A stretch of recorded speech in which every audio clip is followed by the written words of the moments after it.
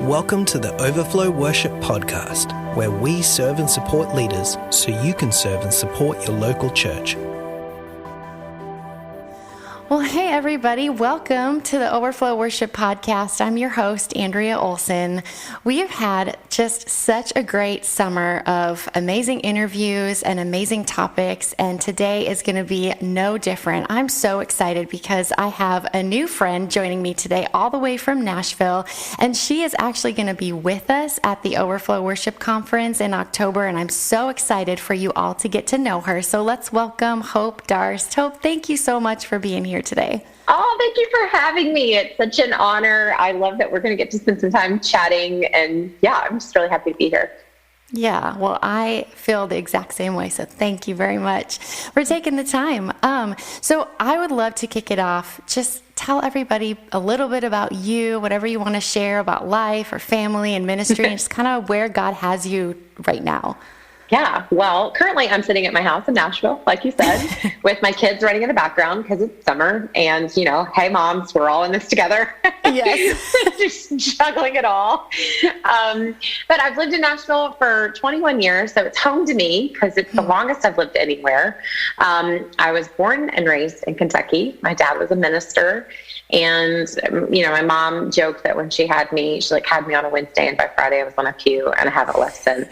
So I have been a church girl from my first breath. It was just in me that I was going to be in church, and church culture has really basically kind of built the framework for my life. I just was a pastor's kid and a church kid. And then I fell in love with the local church really young because I was serving in it because my family was there every second of the day. Yes. But then as I got older, and when I was 19, I had a radical encounter with Jesus. Even though I had grown up in a believing home, you know, there is a real, you know, for some people, they pray that prayer of salvation very young, and it really, really goes deeply into their hearts, you know, kind of like the parable of the weeds. And it doesn't get stolen away by the cares of life or things. But for me, I prayed that prayer very young, and it was very sincere, and it was very real.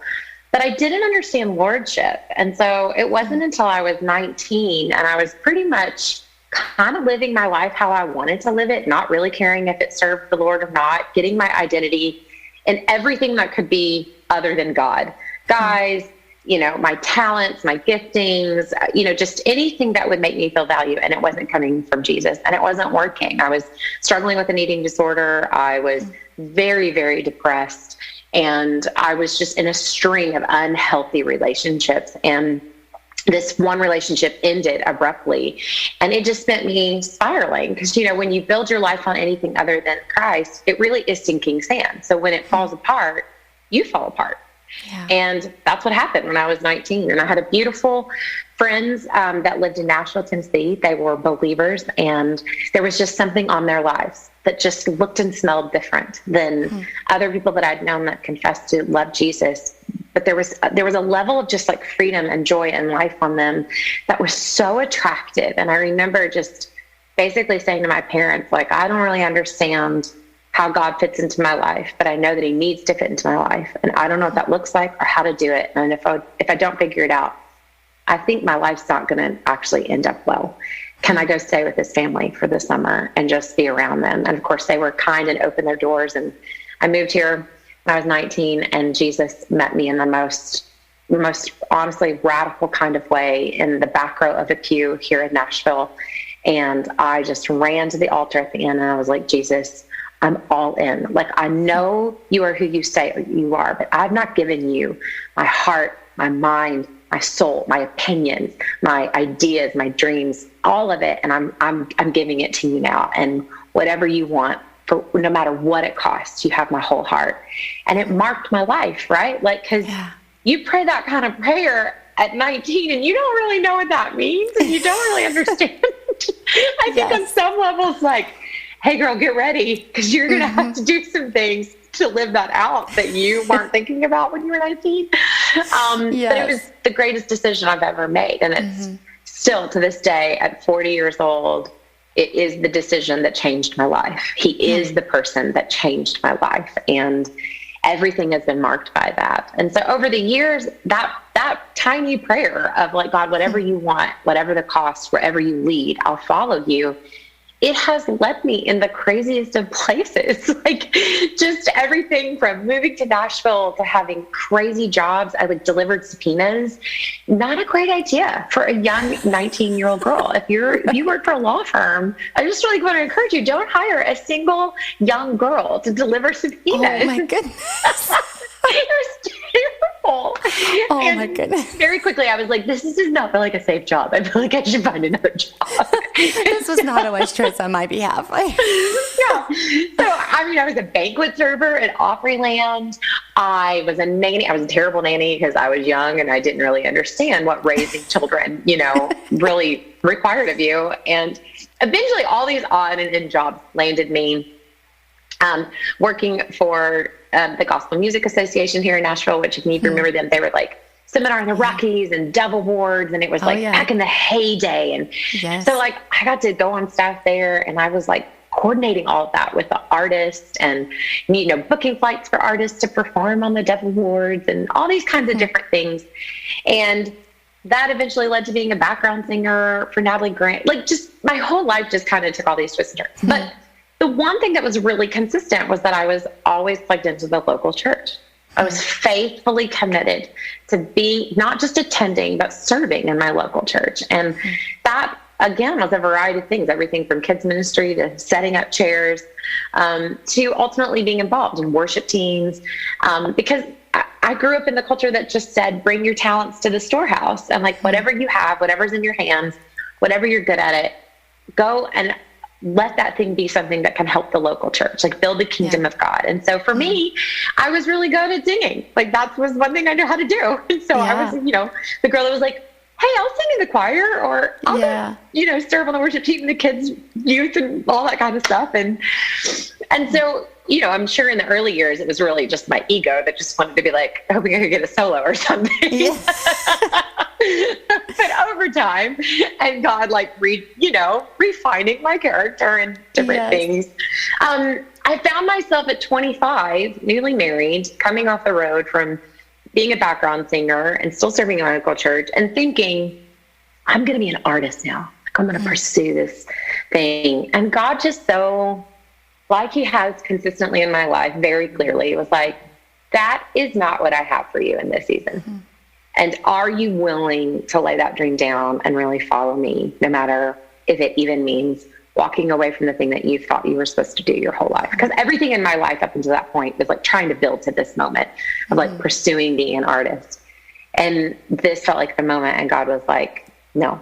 And long story short, over a period of time, God really redirected my heart and really began to birth in me a passion for worship in the local church and serving the worship department. And long story short, I ended up going on staff at my local church here in Nashville, and I was on staff for just shy of a decade, being everything from the coordinating girl who sent out the PCO emails, to helping print lyrics for choir, rehearsals, to leading the band, leading the worship team, helping write Easter productions and Christmas productions. You name it, I did it. That was the course of my life. And it changed me because it was such an unexpected pivot. Even though I grew up in the church, I never thought about it being vocational ministry for me. I always just wanted to go work in, the marketplace. I wanted to go be an artist, sign on a big label, and, kind of do all those things. And God just had a different plan. And it was the greatest redirection that God could have done, because I just think there's something about whether you're serving or you're on staff in a local church. If you spend any time there, give 6 months, and God will start to deal with your character. He'll start to deal with weaknesses that you maybe have a blind spot to and you don't see. And it should be the greatest place for us to actually grow in our character, mature in our walk with Christ, and actually become who God wants us to be on every level, like character that really honors God. But oftentimes that comes with it's pricking, serving alongside people can prick at the very things that are, areas that you don't want to confront, areas you don't want to deal with. And I did it wrong. I'm just saying, I did it wrong. Like the way I led and the way more wrong than I got right. But God in his grace and his kindness, he is someone who tends to let us have second chances to get things right that we didn't get right the first time. And so in this season of life, in 2013, I ended up transitioning off staff there at that church. And it was just a season I could just tell, like, I'd been there for a really long time, been at the church for almost 14 years at that point. And I'd grown up. I was literally like 19 to 33. I was now a mom. I had children. We owned businesses. A lot had just changed. And some of the things that my husband and I felt like were where God was calling us for the future, it just was a shift. There was no big thing, just a transition. And we just stepped out in faith and we're just like, okay, God, whatever you want for us next, we're willing to do that. And it ended up leading us to a little basement here in Nashville with an Australian couple who were just hungry for a fresh encounter with Jesus. And we were hungry. We'd been doing ministry for a really long time. And I think it's easy to do ministry for years and kind of become unaware that you need a season of just being ministered to and a season of rest and recalibration and allowing God to just really restore anything that has gotten dry or has gotten out of alignment unintentionally. And that really was what the season became for us. And out of that, God just was really kind to allow me a really long season of just hiddenness, of just serving, again, the local church, but now as a volunteer, not on staff, just being someone who is just running lyrics, changing like the labels on water bottles from like the Kirkland label to like our church label and loving every second of it. And eventually that led into songwriting, because I eventually joined the worship team there as the church began to grow, as the worship team began to grow. We started writing songs. Eventually out of that came a song called Peace Be Still. That song has taken on a life of its own. It opened up a world of writing for the local church, which I'm now just so grateful that God's even expanded my heart for the local church in a new way to express that. And so I find myself at 40, a mom of two, running several businesses with my husband, still deeply, deeply planted into the local church, which is my passion, and being able to pastor both through songs and pastor people one-on-one in the real, everyday life.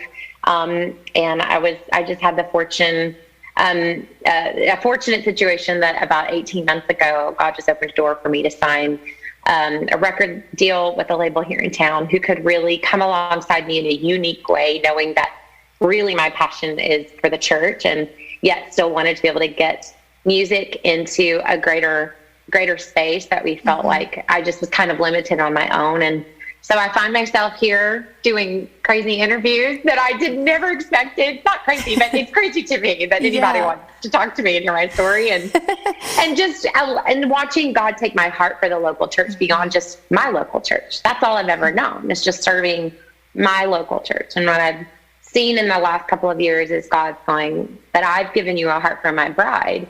And my bride is more than just your body. And so while my heart beats for my body here in my local church, it really does beat for the bride in the greater sense. And I feel like, I'm in my 40s, and this is a great season for me to kind of step into that mothering role and be able to look at the generation that's coming up behind me and do what, the New Testament talks about, that the older women would pour into the younger women, that the older worship leaders would pour into the younger worship leaders, and really talk about what we've gotten wrong, what we wish we would have done different, what we see as really good and fruitful things right now, and what we see as, maybe signposts of, hey, we got to maybe work on this for a future generation to make sure that we're raising up not performers, but actually priests. And the difference and understanding what that means for a next generation, because I don't know. So that's me in a nutshell. Thank you so much for sharing that. I love getting to sit on this end of hearing people's stories, because it's like I get to just get a glimpse into what God is doing all over the place. And it's just a constant reminder that He is working and moving all the time, everywhere, in a very specific, very just intentional way. It's all for His purposes and His plan. And it's just so incredible to me. It blows me away every time. And I just, what I love hearing and just kind of like getting this tiny little glimpse, like you said, you in a nutshell, but because there's so much more to your story, as you know, we could go on and on, but we could talk for days. Yes, but I just see like so much surrender, and how much surrender that must have required of you over the years of like laying down what maybe your idea was and your timeline or your, fill in the blank, and just a consistent surrender back to that prayer, right? At age 19, which, side note, I think that is just, isn't that just like the Lord to bring us to a place when we're bold enough to pray that prayer? Whereas now we're like, ooh. Yeah, now I'd be like, I'm going to be real careful with how I word this, Lord, because I know you're going to hold me accountable to it. Yeah. Like, I'm not going to pray for patience because you're going to give me the opportunity to exercise patience. Like my wisdom. Yes, your 19-year-old prays that prayer, and all you see it through is the tunnel of like all of the glittery gold. Yes. Good things that would mean for your life. You don't pray that prayer with the wisdom of a 4-year-old that goes, that's going to require a lot of self-denying.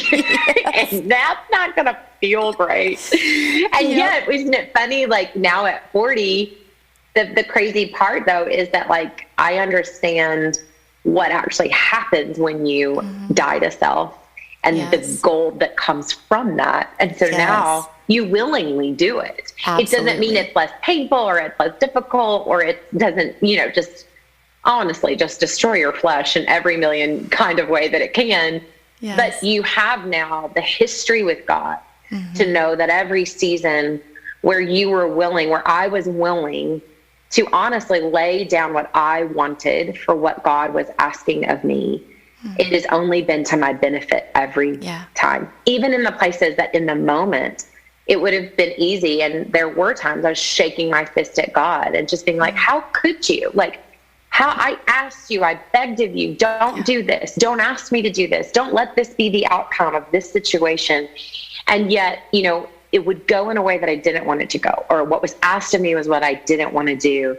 And yet God faithfully showed up in every one of those places and either brought deeper freedom, more maturity, healing, revelation, correction. Like it was always to my benefit, and therefore there was always good in all of it. The losses, the mistakes, the failures, the disappointments. His goodness was still wrapped up in it. It's just, you sometimes have to, I always tell people, you have to commit to the long journey. Yeah. If you just want to do the short journey or the shortcut version of relationship with Jesus, when things get tough or things are hard or you face the losses and the difficult things that we are going to face in this life, you'll jump ship. But if you stay on the long road of commitment to Jesus, your perspective will change. As the years go by, you will look back at really difficult moments and still be able to see God's hand even in it.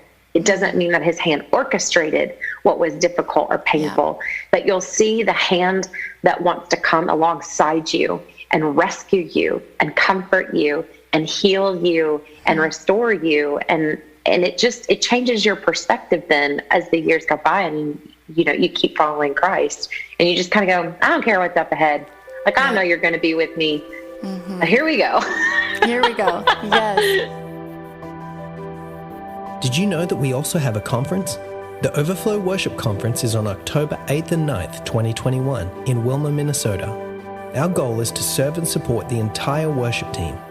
This year, we'll be joined by pastor and author Clay Scroggins, worship leader and writer of Peace Be Still, Hope Darst, Overflow Worship founder Andrea Olson, and more.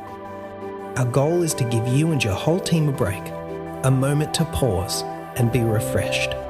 You can learn more at www.overflowworship.com. It's so beautiful that we can stand at this season in our lives and look back, and even though it was hard, it's like I wouldn't change it because it's given me like the strength or like you said, maturity or whatever the case may be that I wouldn't have had otherwise. Right. And I think, looking back on my life, and tell me if you feel the same way, but if I would have been given to steward the things I have now to steward when I was 21 and thought that, like, let's do this. Yep. I would have crushed me. It would have destroyed me. Like, I think, I come from a long life. My parents were first generation believers, kind of in the history of my family. I think there's a couple, maybe like 3 generations back, that were believers. So they were really kind of figuring this out really for the first time. What does it mean to raise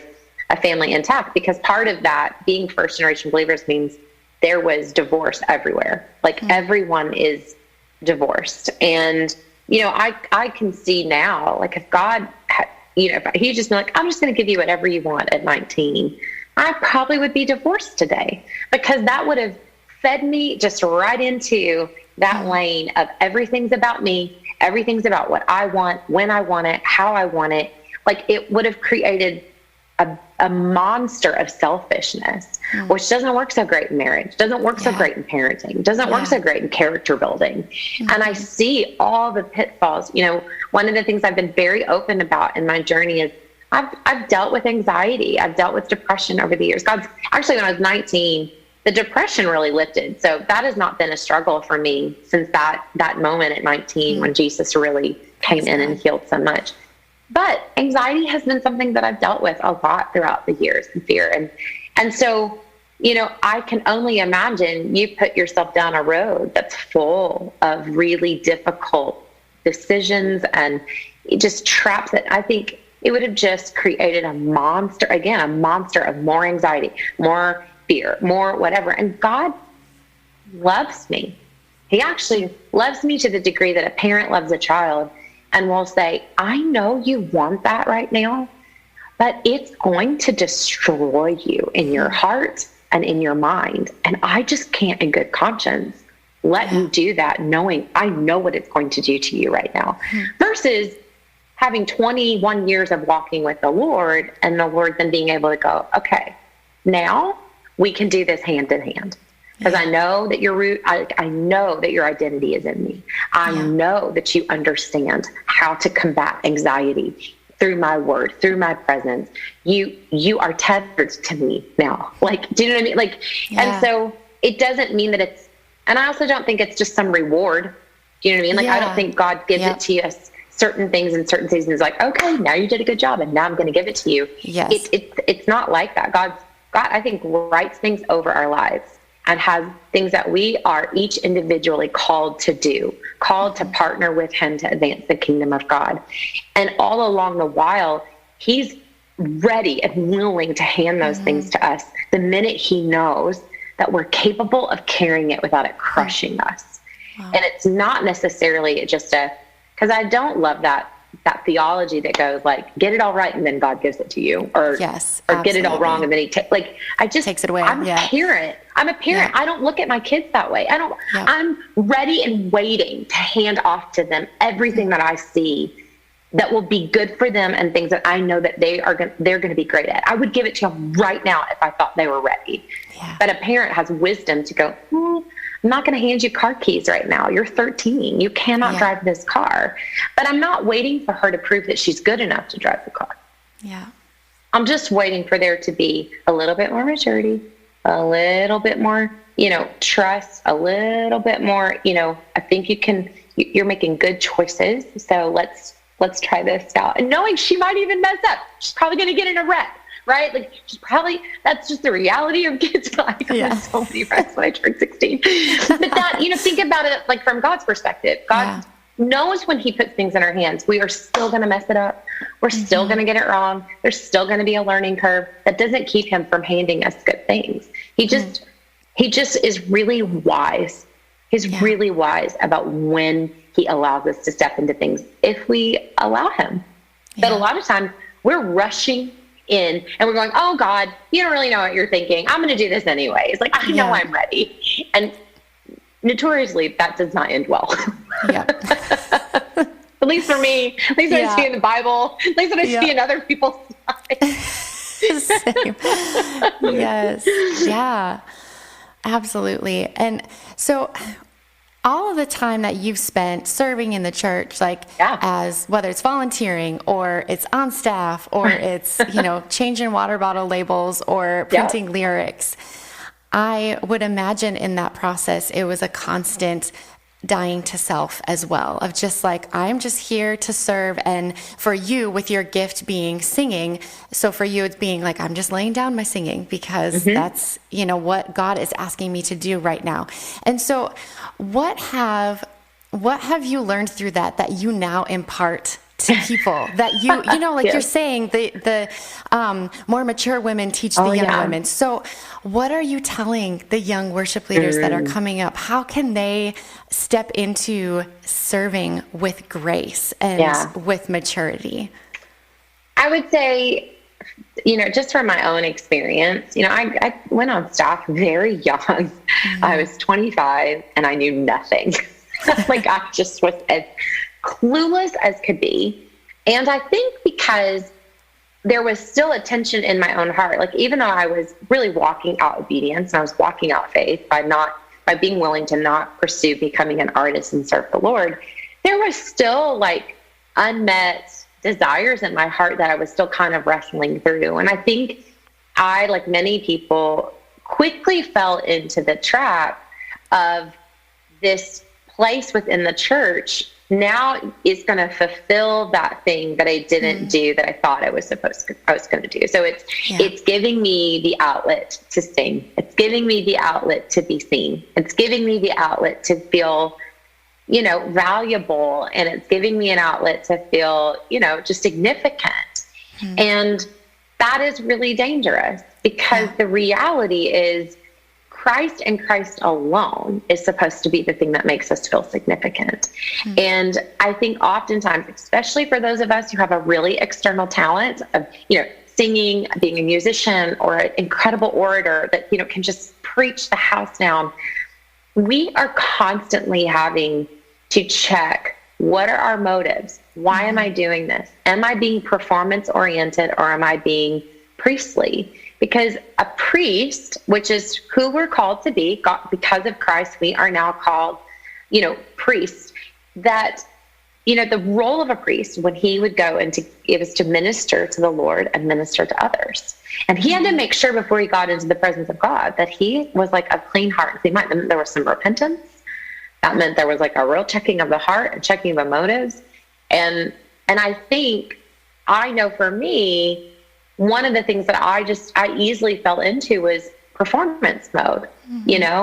How did the worship go? Like, are my pastors pleased with how worship? How did it sound? How was it executed? And is everyone happy? And, it was such a external validation. Like, I was looking for external validation. I was looking for external excellence. I was looking for external, you name it. Yeah. But it's really clear. I mean, God's so clear that he cares about what is internal. And I would say this isn't about being a worship leader. And I think that's the thing, is that I don't even love just talking to worshipers because they're worshipers. I think what really needs to happen is that we start talking to people and calling them into becoming sons and daughters who really understand what it means to be priests, who actually care about being in the presence of God, to minister to the heart of God, meaning my life on every level should be pleasing to the Lord. And it should have nothing to do with what's happening with my gifting or my talent. That should overflow from what is being built in intimacy with Jesus. Because all of the years that I cared about being just kind of in that trap of man-pleasing and being performance-oriented, what's funny is my senior pastor now, Pastor Henry Seeley, he saw me lead worship in that season. And I'll never forget, years later when we got to know each other, I didn't know that he'd seen me lead worship. Okay. And he said, it was obvious that you were gifted. It was obvious that you were anointed. He said, it was also obvious that you didn't carry authority because you were so trapped in a performance. And because of that, it didn't impact the room. It wasn't shifting the room. It wasn't, people were encountering me. They weren't encountering Jesus. And our job is to actually just set the table, get out of the way, make a seat for Jesus, and then let people feast in the presence of God at the table with Jesus. I'm just literally open the door, set the table, get out of the way, as no matter what role I'm in. And I think that's the thing that I saw different on this side of as being a volunteer, and that it happened to also be that I came off staff, and then God did a really deep heart work and really kind of working some of this out. And it was because I ended up being in a community of people who could care less whether or not I could lead worship. They were really, really, really concerned with, is your heart really healthy? Because out of the heart, the mouth flows. And I think that is such a powerful scripture for worship leaders. It's not just what we're singing, it's what we're saying, it's what we're confessing, it's how we're treating others. It's what are we letting out of our mouths, and making sure that my heart was clean and pure before the Lord, that the number one thing in my heart was, Lord, I want to be pleasing unto you in every area of my life, especially the ones that no one sees.